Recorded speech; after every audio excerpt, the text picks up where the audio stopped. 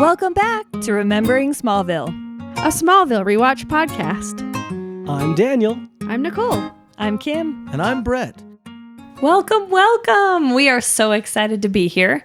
We are going to start out with the topic of funeral plans. Ooh. I don't know how we got this idea, but I think it's very important that we talk about it. Could it be because people die in this episode? Yes. A couple people. A couple people die. 3. And it really got us thinking about how we're going to die and what we're going to do to plan that in advance. Well, Nicole has strong opinions I know on her exactly what funeral. my funeral will be like. Tell us, because I think we're still trying to gather our thoughts. So, my funeral will be the cheapest thing they can figure. I will not be embalmed. Nope. Don't spend money on that. What a waste. But what if you're still alive? Embalming ensures that you're not alive. No. Yeah. Guys, this is a real fear of Kim's. It does. Is that she's not dead They when they drain actually your put it in veins there. so that you're for sure dead. Oh, well, they'll know. I'll just be decaying. Okay. That will do it. All right. So, they'll just smell it and know. Anyway, so I don't want to be embalmed. I do not want a fancy coffin, cardboard box, whatever. Garbage bag, fine. Why spend money on that? Do not. Nothing. Yes. Hard, small, cardboard box, biodegradable. Get me in. Let's get her done. Just in your backyard. If anyone buys flowers, they're idiots. Don't buy a single flower. Do not She'll decorate. haunt you. She'll come and haunt you. Don't spend money on stuff. Do not spend a penny. I'm dead. Have a great funeral. Look at my dead body for a minute. Bury it and go on vacation. There's this little song that a band called Voicemail sang. I know voicemail. It's called Send Me to Glory in a Glad Bag. It goes, send me to glory in a glad bag. Don't waste no fancy coffin on my bones. Just put me down the curb next Tuesday. The sanitation local bear me home. It's perfect. Oh my gosh. I do want my big cross stitch projects displayed. Oh, okay. As instead of flowers, they're already done. Look at those. Think of me fondly. Throw my body away. Don't spend money on it. That's my only thing. I love this. And now that you've been talking, I've realized I've thought about this more than I should. So here's my opinion, okay? I hate funerals. I'm not scared to die. I think they're the stupidest thing. They last all day long. They're agree. so boring. I agree. The person is gone. They And could care less. and I can't help but cry. Yeah. I would cry at a stranger's funeral. See, I cry don't. constantly at funerals. Really? Sob. No. I can't help it. I cry because I'm so bored. I want to gouge my eyes out. So I am terrified of being buried. So please don't bury me. I would like to be cremated. Just put in a cute glass vase on the mantle. Mm-hmm. Take me to family game night. Take me on vacation in a little necklace, whatever. So if they need to use those little timers that are the hourglasses, you should use your ashes. Mm-hmm. Yeah. Game but night. First, hold on. For my funeral, I want a big party. I like the celebration of life. Stick me on a floaty in my pool, dead. Oh, just like Good Place. Oh, yeah. Yep. Stick some sunglasses on me. Like Weekend at Barney's? Yes, exactly. And just party with me, burn me, keep me on the mantle. That's it. No money. I'm the same way. I think funerals are stupid. Use that money to have a great time. Yeah. Remember me well. Yes. Off with you. Yeah. I'm dead. Go about your day. I think I'm in agreement here. I don't care. Just put me in a particle board box for all I care. Get cardboard. You know how expensive caskets are? Oh my gosh, they're I know. insane. Forget it. Like thousands of Costco. dollars. Well, all I know is that I will have a rule. One rule that I honor, that during whatever you do, when you bury me, pictures are not allowed. You can't take pictures, you can't take video of the burying. I don't want you taking pictures of each other, because the thing I hate most about funerals is when people are like, let's all pose for a picture. Next to this dead body. What face do I freaking make? What am I supposed to, am I smiling? Should I be sad? Should I be contemplative? What the hell am I supposed to do with my face in a picture? And I don't want anyone to go through that at my funeral. So you don't get to take pictures. I love that we all have opinions about the weirdest things. Hey, listen, I could care less about any of it. I don't care. At that point, I'm dead. Exactly. I don't care if you throw me in the garbage. You guys, I'm going I to don't stuff care. him and keep him on my couch. You're going to taxidermy him? So my thought is really to save money. I would build my own casket. Yeah. Years Have your before, and let my grandkids come with their paint like it. hand a great paint and just like idea. they paint and decorate it great with whatever, idea. and then I'm like, sweet, throw it down. Can I paint my butt and make a butt mark on Hey, it? I want you to hold like full bum cheeks. Oh my gosh, if you die first, I'm going to do that. My butt right where your eyeballs would be. And that'd be I'm one saying last is- time. I think our generation is undoing a lot of traditions because I would say 90% of the funerals I've been to have been for old people. I've only been to a few young people funerals. Thank goodness. That's probably why we don't care that much. Well, and I don't think they cared that much because I know a few of them have been like, I don't like bugs. Cremate me. Okay. Like that's the only condition. So Yeah, I guess there's a bit of a difference. If I died young, it'd be a little different, maybe. Like, Not to because me. some of the funeral is for the people that are left behind. I understand that. So I'd want the people that feel left behind to do what they want to do and what they feel they need, and that's it. Daniel, do you feel like you'd grieve better if I was in a $5,000 box? No. What I mean is like, as far as what types of ceremonies and things you do. Well, yeah, the people can have whatever kind of meeting they want to have, but it better be freaking free. Yeah. Please don't have a meeting for me. I don't want to hear your grandkids singing. If I'm all about it, I would love to have like a full-on barbecue for everyone, and I'm talking brisket. Yeah. Eat. Try not so to good. make us look Comfort food. forward to your death, will you? Listen, I hope Kim, you're put down the partying knife. and having all the fun. But this episode is Season 1, Episode 19, Crush. After Justin Gaines romances Chloe, she learns that he has telekinesis ability. Clark angers Chloe by speculating that Justin is responsible for some mysterious accidents to get revenge for his own hit-and-run injuries. Thank you for listening to the Luthor Corp Weekly Memo. All Luthor Corp employees are encouraged to follow the Remembering Smallville social media pages to stay up to date on the latest Remembering Smallville news and policies. Follow us at Remembering Smallville on Instagram or email us at rememberingsmallville@gmail.com. Well, I was thinking about how softly spoken our main bad guy of the episode is. Well, so are you. Well, so are you. Okay, I got so excited when I saw him. The Adam Brody? Guys, yes, it's Adam Brody. He plays this character named Justin. Yep. He is on a few episodes of Gilmore Girls. He's in the Amazing. OC. He's in the OC. That's his main one. And then he ends up in Shazam as a superhero one day. True. Which I actually really liked that movie. We start out with this scene where we have our main bad guy. You probably can tell he's going to be the bad guy at this point if you've been watching the show up till now. If they show somebody new that's either a teenager or something, it's probably either the bad guy Or a victim. And just with how soft-spoken he is and everything and who he is, he's got to be a bad guy. And he's talking to the doctor about his hands because he's trying to draw and he can't, and they're like all bandaged up plus casts. You can tell that something's happened. It's like Doctor Strange type of I was thing. going to say it gave me Doctor Strange vibes. Good acting here. He seems really upset at the doctor. Whether you agree with the reasons why he's super upset with the doctor, he does a really good job showing it, and you can feel it. There's a weight behind this in this episode. It's a bit convoluted, though, in my opinion, because he was hit by a drunk driver and was horribly mangled, not just his hands. We learn later blood was pouring into his eyes. He was real hurt. The only scar he has left from being hit by a car are some not great hands. I didn't even think Calm about the that. f down, kid. But You're okay. alive. Kate, Okay, but think about but- your thumbs. If your I love my thumb so much. If your thumbs were hurt too bad that you couldn't use them very well anymore, wouldn't you be really upset? But the doctor didn't break his hands. Okay, you love Grey's Anatomy. When Arizona has her leg cut off because Callie recommends it, and she's super pissed at Callie, isn't that the same? That's trauma. That's different. So I actually think this is worse because I get the vibe from this doctor, a couple things. One, the doctor is talking to him and it is a rehearsed speech. Yes. And then he walks out and you know that, first of all, Justin mentions that there's been 5 malpractice suits Every against doctor him. has malpractice suits filed against them. Fine.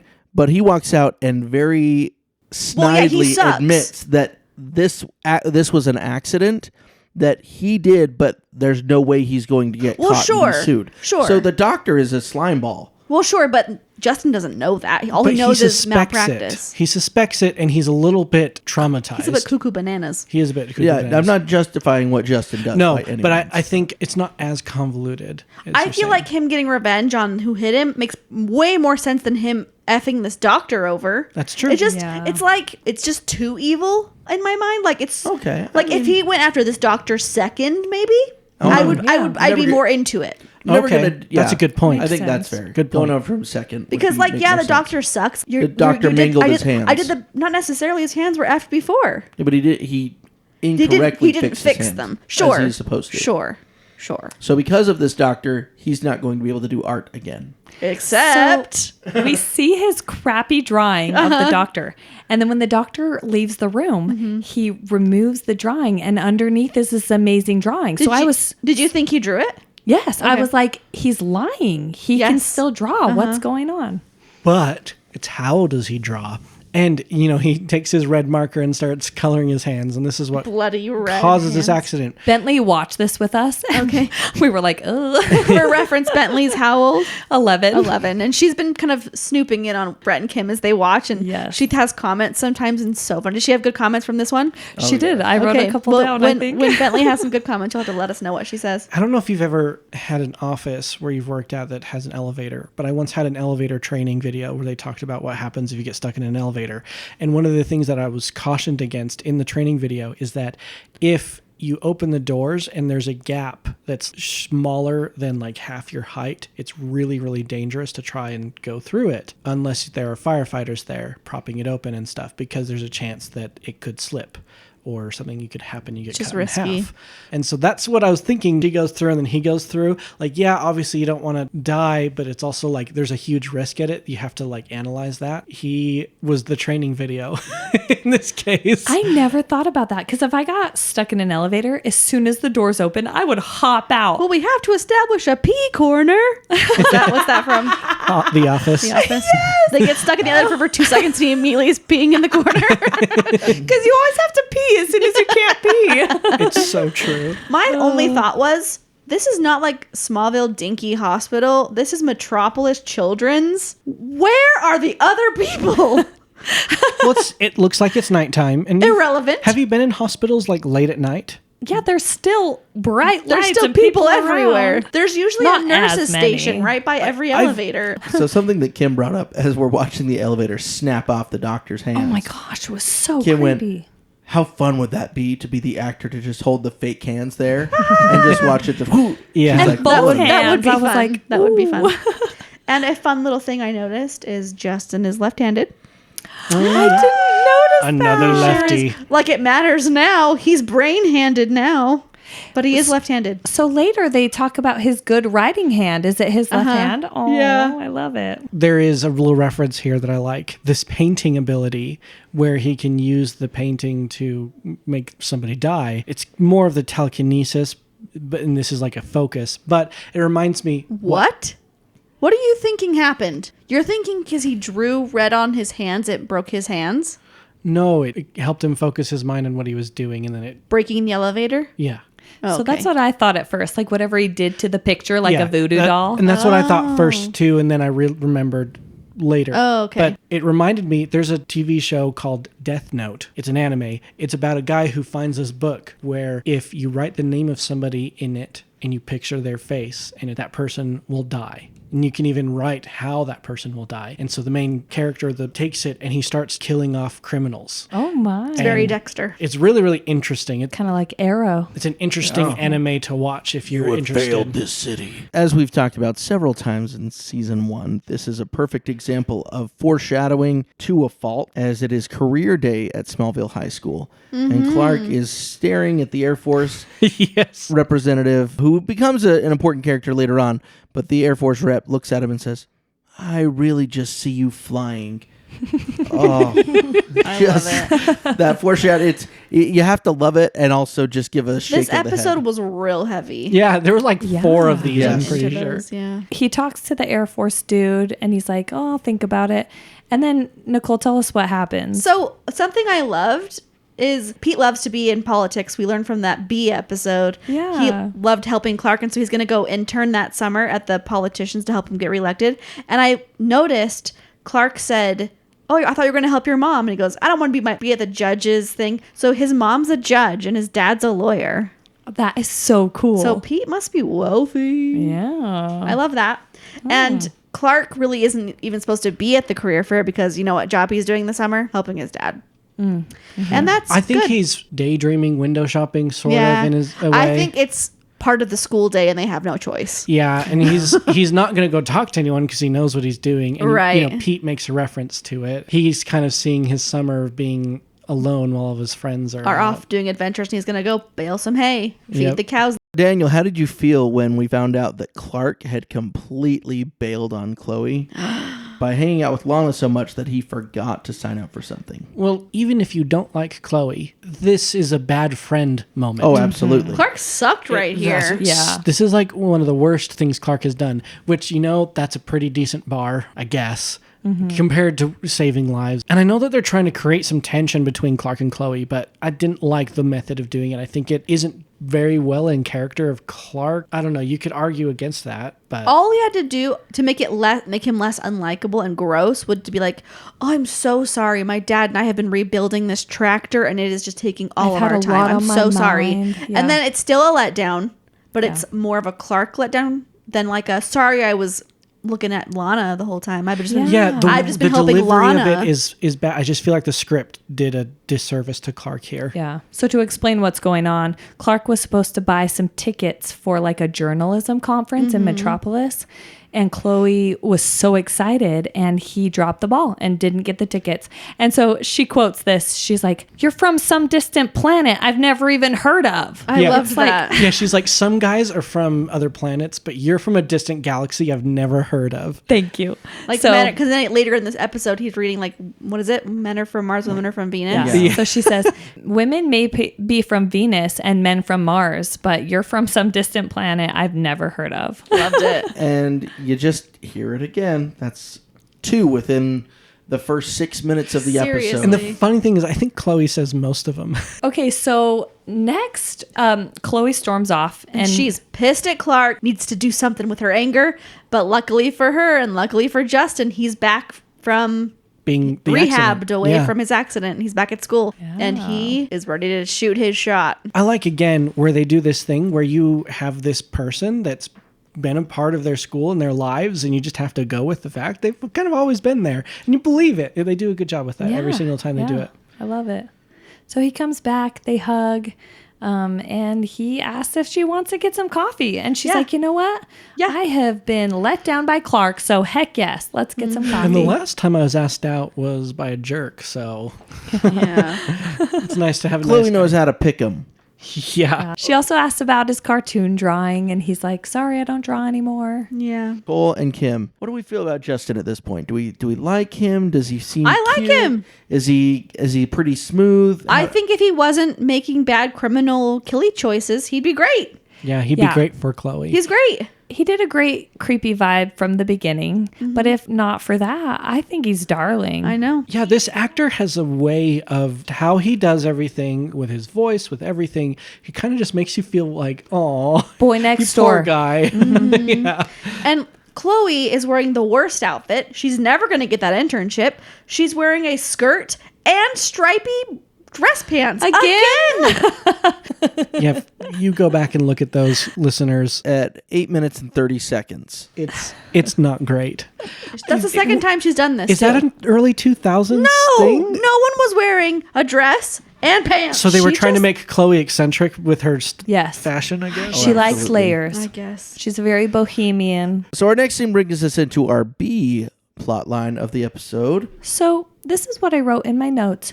Who's Pamela? Lex goes to visit his mother's grave, Lillian Luther. Which is more like a shrine. She's let's been be dead for honest. 9 years. I love her. It's not a coffin. Her mausoleum. Her final resting place. Yeah. They put a statue with the fire and water going. Like it's like an eternal flame and water. I love it. It's so something Lionel would do. Yeah. It's so symbolic of the good and evil Yeah. that Lex has that she's been trying to balance that good and evil. His mom wanted him to be good. His dad wanted him to be powerful. The fire and water. I just thought it was so like good. That's lovely. Ooh. And on the way up to it, there are these really tall columns, like other people are buried. Yeah. Bentley goes, "Why are they so tall? Who died?" Just other Luthers. But yeah, I think that's Bentley. beautiful, Nicole. It's true. I love the sculpture. Yeah. It's so fitting. And Pamela also was trying to be that balance for her when she died. We learn later. Yeah. So we learn that Pamela, not really in this scene, but ultimately you learn Pamela was his nanny. Mm-hmm. We know that Lex's mom died 9 years ago. And his nanny was almost like a second mother. Yeah. She really loved him. She cared about him. She's like Hobson in the movie Arthur. Yeah, but essentially, in Lex's mind in this first scene, the mom dies. Pamela gets some stock money as like a compensation, and leaves and just out. abandons Lex to live with Lionel alone. And it's not good for Lex. And he's very hurt. She's like, "I want your forgiveness." And he's like, "You don't have it. Get out of my face." Yeah, it was. I'll have to get that somewhere I else. thought it was cold even for Lex. It was. Yeah, but it clearly comes from a deep hurt. And you get more weight of this later, which we'll talk about. The next scene, I decided that this episode should actually be named Jealousy. Not Yes. Oh, Because right. Everyone's jealous of it's everyone. Everyone being Yes. jealous of everyone. And it's a little intense and awkward. Watching with my 11-year-old, you could see her just squirming. Oh, she was cringy about it Oh, because she was absolutely. uncomfortable with the Under the covers and everything, she couldn't even watch. Yeah, so the Classic Bentley. plot point of this scene is that they find out that the hit and run driver that hit Justin, he remembered part of the license plate. DDI. We'll leave that there for drunk drivers. Didn't do it. Got it. Justin had some tickets to this conference, and he's taking Chloe instead. Of course and he did. Even he's like, "Well, do you want to come, Clark?" And Chloe's like, "No, he doesn't care about journalism." Meaning, he doesn't care about me.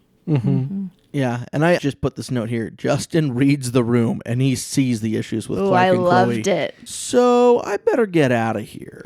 Yeah. But he accidentally drops his briefcase, his Notebook? folders, whatever, and it has an article of the doctor who lost his hands. And Clark finds that suspicious. Clark feels the jealousy, but he also has some intuition. I don't know what the director and writers are really trying to portray, if it was a little bit of both, or if he thought he was being jealous and it was intuition, or if it was just driven by jealousy and it happened to be lucky, whatever.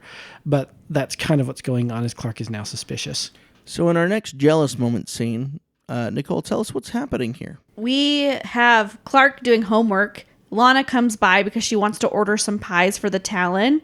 And Clark says his mom's at a class. She makes pies. I thought about you, Nicole. I was like, "Oh, Martha's a pie." Of course, she's an organic pie maker. Well, that's how they make extra money, because you would sell an apple Yeah. for 20 cents, but you make an apple pie, you sell it for $15. I love so it. it's a better markup, which is a great way to make money, is by doing like fresh baked goods. And then And the Talon gets to source from local places, Yes. which is good for the Talon's business. And Lana's starting to feel jealous a bit. she is thirsty for Clark. I Like, know. she forgets who Whitney is in this moment. She's like, "I need a dozen pies." She seriously is so into Clark. I love that. Wait, I want to go back a little bit. What type of class do you think Martha was Oh, at? true. Maybe she's learning how to make other things. Maybe it's like a homesteading it could be business. She's very business minded. Yeah. Maybe she's learning underwater basket weaving, French. Hard to say. Macrame.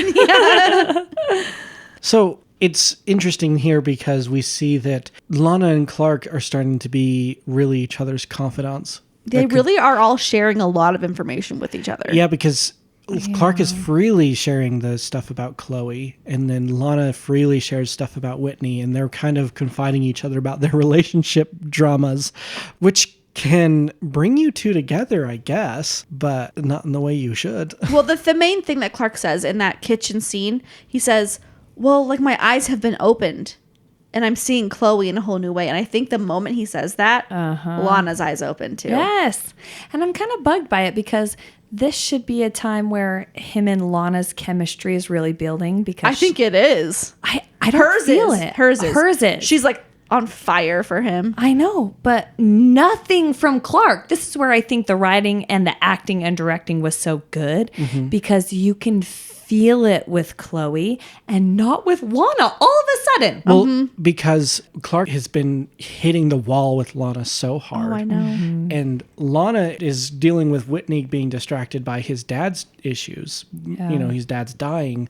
And then now suddenly Clark has a way out of the pain of dealing with Lana all the time. So he's focused on Chloe. And that jealousy over Justin taking Chloe away from him is a more of an immediate thing he like mentally has to fix, because in his mind Lana's always been there, she's always going to be there, she's always on the back burner, she's always there to be, as soon as Whitney's ready he'll jump in, and he's thinking, well, I need Chloe now because I like her. It's so true. Got to get in there. So what we get next is we get Mr. Handsy. not able to draw. He wants to draw Chloe like he used to, but he can't. He gets He's actually frustrated. doing pretty good. Did you guys notice that? Yeah. He gets frustrated, and then all of a sudden you see multiple pencils moving, and it draws this picture of Chloe that she would never wear in that outfit. I literally screamed out loud, "He's Matilda!" Yeah. It's very Matilda. And I thought this picture was very beautiful of Chloe. Yeah. A bit anime style. She's kind of missing a nose, but other than that, she looks good. Right. And he really loves her. He's super into her. Yeah. Oh, there's nothing else in the world but He Chloe is for me. all in on that. Is Daniel jealous at this point? No. You love Chloe. I do love Chloe. She's great. Well, one of the things next is that, Clark and Pete are talking about Clark's suspicions out in the open in the middle of everyone, and then Justin catches on. Like, Justin's up to no good because I saw this one article, and Justin's like, what the... what? Yeah, Clark's definitely right, and now Justin is like, oh, this guy's onto me. Essentially, he's like, I took my shot with Chloe. I like her. I'm going for it. Leave me alone. So this next scene is Justin fighting for Chloe, and he pretty much tells Clark, like, back off, this is my turn. And I was like, ooh. I know. I like it because everyone else has been so freaking wishy-washy and not saying it, but they'll say it to someone else, but not to the person they actually want to say it to. Very high school. But he just says it like, no, I missed Chloe while I was gone. She's a great friend. I like her. I'm going for it. I love it. So that was a quick scene. And then we have a quick scene back at the Luther mansion with Lex and Pamela. Which I kind of already mentioned, kind of the backstory. She was his nanny. Hasn't seen him in a long time, but we learn here that Lionel's the one who tore them apart. She says, Lionel threatened me and said that he would take away your inheritance, Lex, if I stayed. So I left so that you could have your inheritance. And I'm really sorry that I was such a coward. And Lex doesn't really believe it, or he lets the hurt overcome it. I feel like that's totally a Lionel thing to do, but... Yeah, he doesn't have time for her emotions. This done is done. The past is past. I don't need you. I'm grown up now. Get out of my face. Yeah, he's being very defensive. But I think he is hurt because that was his mom. Or He's definitely hurt. He makes a valid point. Because he doesn't know what we find out later in the episode about her illness, he says, okay, fine. Say my father was going to take away my inheritance. Why did you show up 10 years later? Did you change your mind today? And she doesn't tell him, which... No. So she doesn't tell him the health reason, which is noble of her. She's doing it for the right reason necessarily. She says she wants to see the man he grew up into be. Lex is definitely hurting. He makes a valid point. Okay, fine. You made it a valiant decision then. Why now? Are you willing to ruin my inheritance? We get to the next scene where we see Whitney coming up to Clark, because, Clark and Lana are at the Talon. Whitney smiles before approaching Clark. I know. Did that kind of shock you a little bit? It kind of shocked me a little bit, just how, like, if you think about where he's come, he's smiling when saying, hey, Clark, like, all bright and happy. Whitney really has turned around in this episode. Yeah. He had his run-in. I think maybe almost dying and Clark helping him turn his life around with that whole, like, garbage episode with the tattoos and the gang violence. Yeah. I think that shook him up. His dad, and I think he's just turned a new leaf. His dad's doing better. He's just turned a new leaf. Yeah. So I really like Whitney in this episode. I do. He's doing everything right. And he says it's time to redefine the relationship. Their relationship is defined by Lana helping Whitney through this hard time. So now that he's not going through a hard time, Lana's like, what are we? And I think all couples do this. when a kid arrives, you have to figure out the new relationship. When the kids leave the house, the empty nesters, you have to redefine the new relationship. Some relationships survive it and some don't. And I think Whitney is super on board with it, making it work. And I think Lana's only about 20% in. Well, to be fair, I don't know if you know many 14-year-old, she might be 15 at this point, but 14, 15-year-old girls trying to take on the idea of someone important in their lives, family dying, like that's a pretty big ask. It is. I'm not putting any fault on her. I'm saying that's a pretty big thing to expect for a 14 or 15-year-old girl to say, I'm going to stick around through this.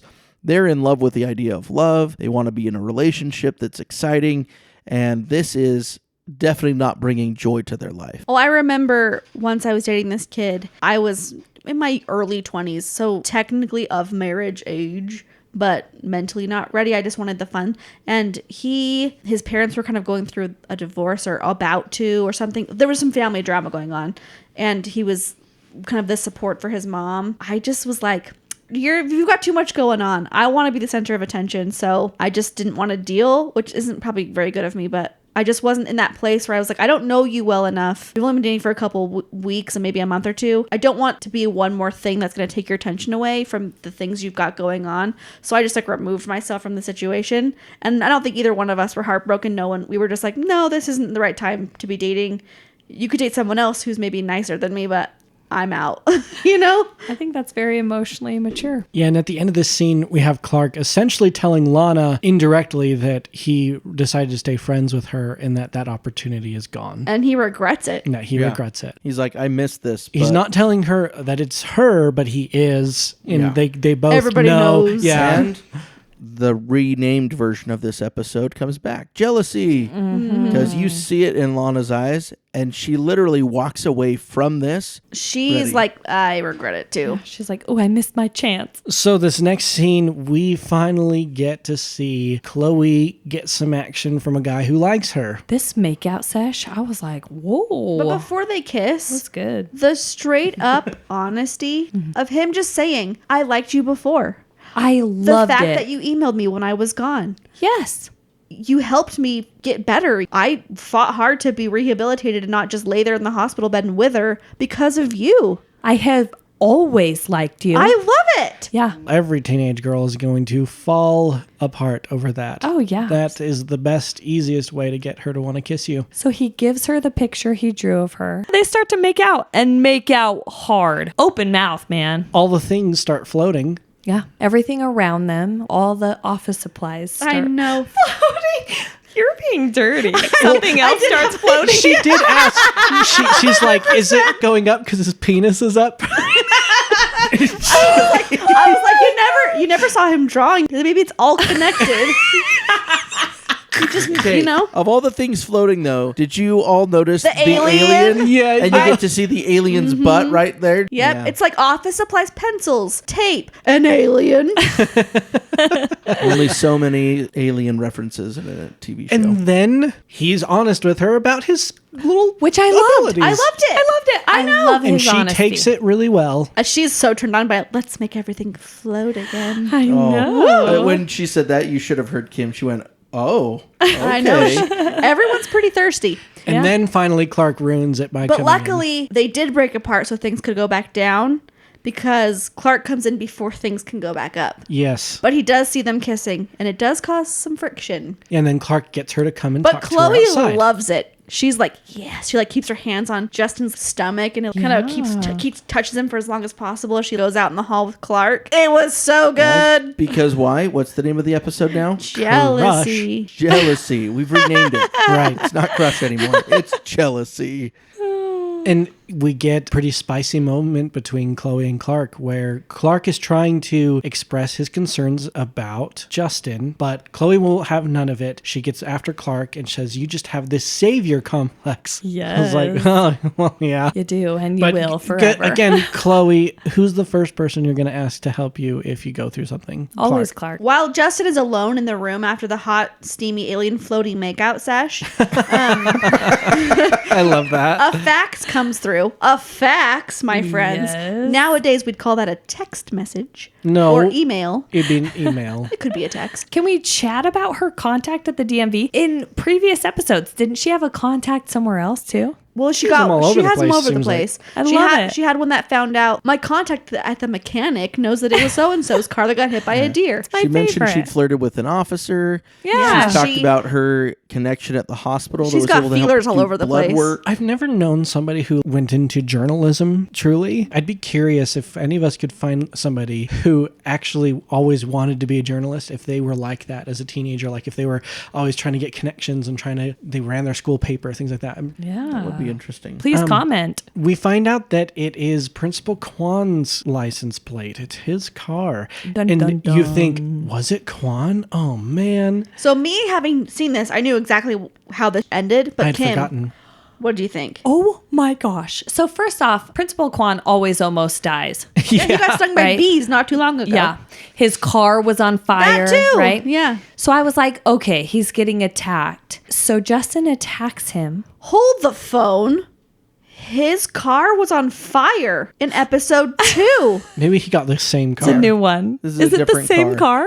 It would be the same license plate. If your car gets totaled and you have to buy a new car, would it be a different license plate? Or that happened, car exploded, 2 weeks later he buys a new car, hits Yeah. Justin. Yeah. Yeah, Yeah. it- Yeah. Yeah. We'll go with that. I like it. So he decides to confront Principal Kwan In the rain. in the rain. With his mind powers, he uses Principal Kwan's car to run him over, but like to go through the garage and pin him to the wall. So I was like, oh, poor Principal Kwan. He's going to be in the hospital. Oh, no. he's dead. He died. I know. They killed him off. He gone. Horrible.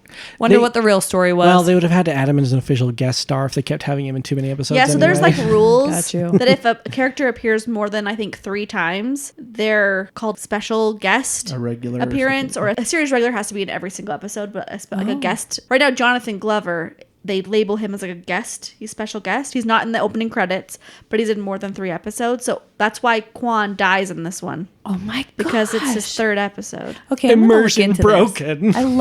I love this. Yeah. That's so interesting. Yeah. So you wonder, is it Kwan? Was it Kwan?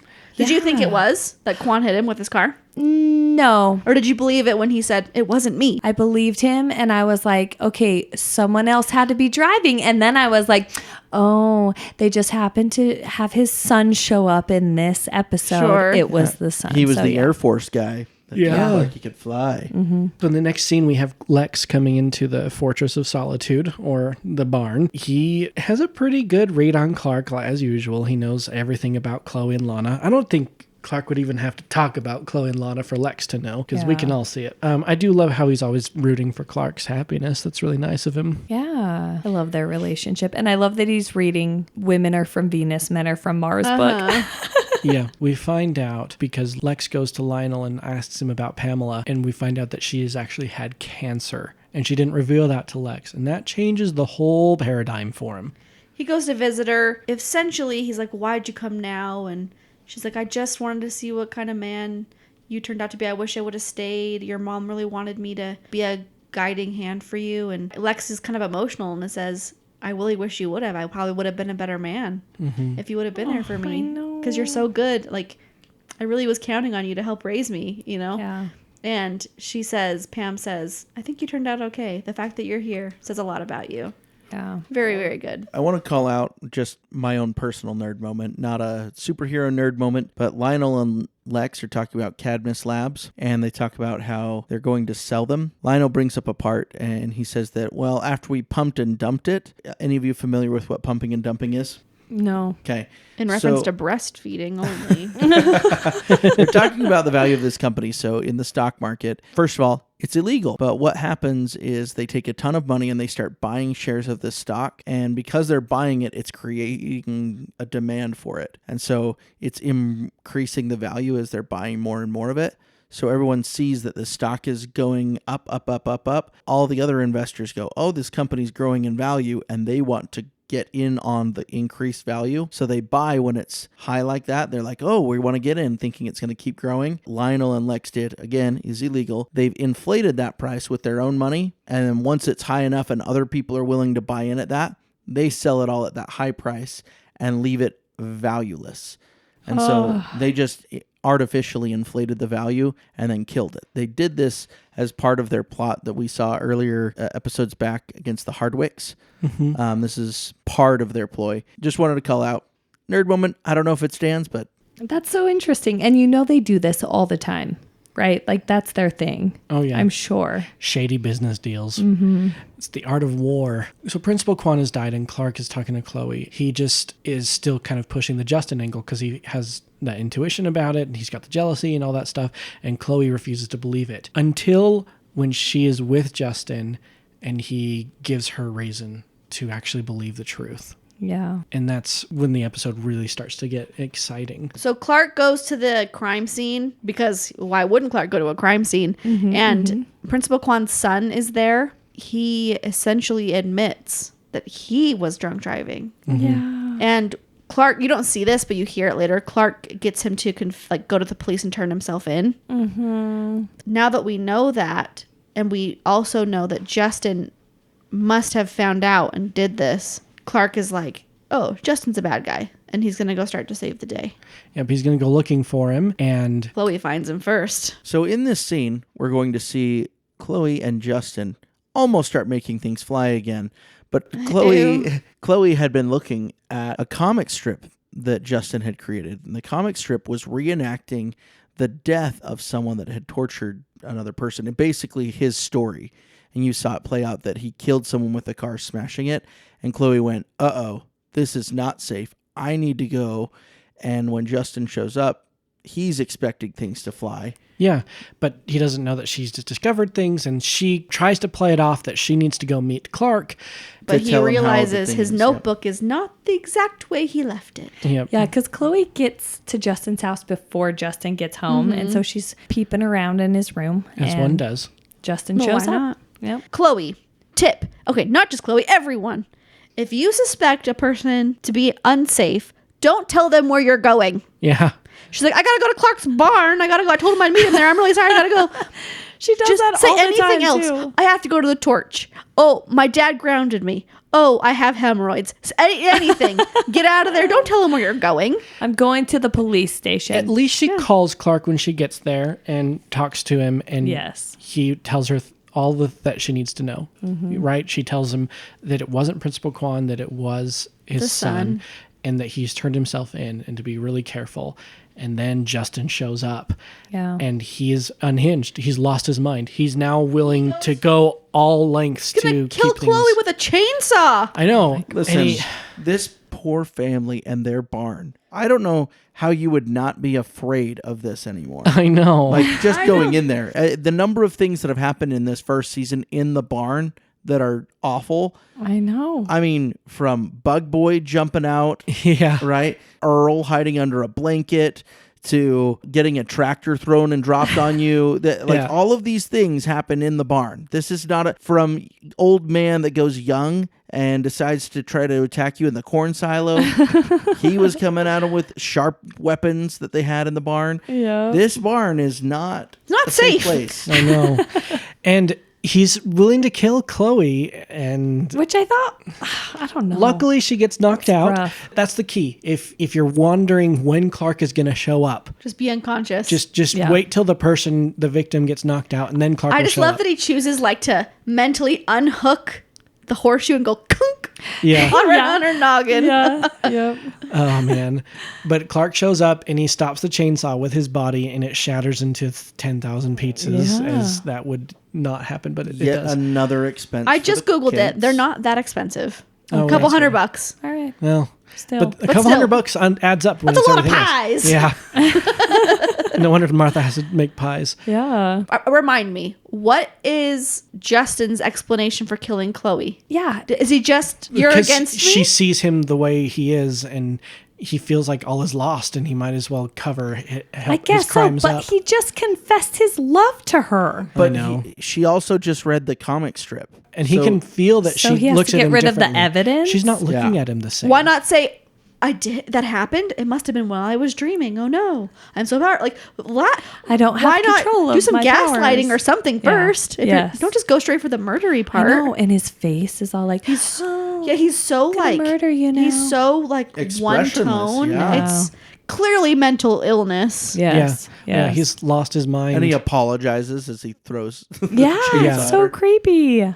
But yeah, Clark saves the day and he throws him with the force that would have been pretty awful. Lethal. He goes through a light fixture, which is great. Yeah. But I do love when he pulls Chloe up and she wakes up. Really good acting, just how happy she is to see him, her crying. She kind of cries Yeah. a bit, heartbroken. And then, The last scene, you guys. yeah, let's talk. It's happening. Things are happening. Mm-hmm. Clark and Chloe are chatting at the Talon. They decide to go to the conference together, Mm-hmm. and Chloe says it's a date. They hold hands, which know, Lana and sees, linger. and Lana has decided, I'm into Clark. I'm done with Whitney. I have to do something Yes. before I lose him. Okay, when I watched this for the Yes. first time, I was so freaking excited. Right? She's finally breaking up with Whitney. Yes. For that to happen 3 seconds later. So yeah, Whitney, we have to talk, and he just goes, my dad's dead, or however he says And I'm it. like, of course. So then you can't be like, well, we're done anyway. You can't. Yep. And then we get like this sad kind of inconsequential funeral scene. Mm-hmm. It was pretty. Yeah. It was very visually nice, but I loved how everyone was under an umbrella except for Tom Welling. And I was like, yes, I would like to see him wet. it was my visually gosh, very Kim. beautiful, but it, It was was kind of so useless. lovely. Like I kind know, of I- inconsequential. Yeah, I didn't understand. So let me just touch on a couple things, okay? So I thought this was so sad. Lex says, I've only ever loved 2 women in my life. One died and the other abandoned me. That broke my heart. I don't know. What'd you guys think of this episode overall? Well, we should know what the music is. Yeah, okay, so the music in this episode, Light in Your Eyes by Louise Goffin, and Time After Time, a different version by Ava Cassidy. It's a good one at the funeral. We were listening to it and Kim went, I really like this version. Yeah, it's a good version. It's a good version. Moody. So what do I think about the episode, Kim? I think that this episode it's hard. I think it's super. I think for the most part it's really good. We get major plot things happening. I think that if you didn't watch this episode and then you watched the next one, Obscura, you'd be confused as to why Clark has suddenly admitted his feelings for Chloe, things like that, So I think it's important for the story. You're getting some of that going. You also see the big thing, which Whitney's dad dying is a defining moment for the character of Whitney and for how they're going to write him off of the show. I'm excited. So I think it's super in that it's an unskippable episode. I think you should watch it. I also think the acting is really good. It's always fun to see Adam Brody. So I think it's worthwhile. Super. I completely disagree. I think you could skip it. I think you'd be perfectly fine moving on an episode without it. It's fun. I don't think it moved the story along that much because in the next episode you're gonna get a lot of callbacks that the dad's dead. You'll get the flirty with both of them. I just don't think you need it. I'm going to go super on this one. It's not my favorite. I'm going to go super because I think it's not one you should skip. Well, I also think you have to compare it to what we've seen so far. Right. And I think it's in the super category compared to the rest of season I do 1. think it is in the super category that way. The plot points that I have, just because I have knowledge of some of the future episodes, not just... Yeah. I just think that there's a couple storylines. Principal Quan, there's some logic as to why he's not around later. We mentioned Whitney's dad passing. The conflict with Lana and Chloe and Clark, it's kind of an ongoing saga, and I do think it makes one of the aspects of watching the show fun. Mm-hmm. And I say that because I'm watching this with Kim, which the emotional and the relationship part is one of the funnest parts for her watching this show. Mm-hmm. And so I'm watching it this time thinking, okay, not just through my eyes of watching my favorite Superman episodes, I do think this one's super on the relationship side, and I think that's important. Kim? I would say it's super-ish. I wouldn't believe the relationship that's blooming between Clark and Chloe if I didn't see this episode.